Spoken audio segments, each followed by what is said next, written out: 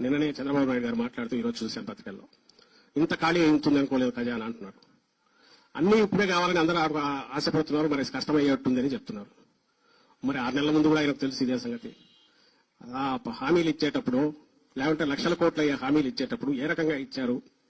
ఇదే హామీల్లో ఒక 10% ఇచ్చినా జగన్మోహన్ రెడ్డి గారు సరిపోయేది కదా అని అనేవాళ్ళు కూడా ఉంటారు. సరే, అలా ఇచ్చి మోసం చేయడము, ఒకసారి మోసపోయాక మళ్లీ మోసానికి శ్రీకారం చుట్టడం, ప్రజలను భ్రమలో ఉంచడం, అది ఆయనకు చెల్లింది. ఇప్పుడు వచ్చి మళ్లీ అప్పుడే ఖజానా బాలేదు కాబట్టి కష్టం అంటున్నారు. ఇది చూస్తున్నాం. మరోపక్క ప్రజల కోసం రాజకీయ పార్టీలు పనిచేస్తుంటే ఓటమి రాజకీయాల్లో గెలుపోవటములు సహజమైనప్పుడు ఆ రోజు జగన్మోహన్ రెడ్డి గారు గత 5 ఏళ్లలో తన పరాన్ని చూడకుండా, కులం చూడకుండా, ప్రాంతం చూడకుండా, పార్టీలు చూడకుండా అందరికీ ఒకే అర్హతే ప్రామాణికంగా ఆయన సంక్షేమ పథకాలు కావచ్చు, ఇంకోటి కావచ్చు ఇవ్వడం, రాష్ట్రాన్ని మొత్తం ఎన్నికలనేవి రాజకీయాలనేవి ఎన్నికల వరకే ఉండాలి, తర్వాత అవి ఉండవు.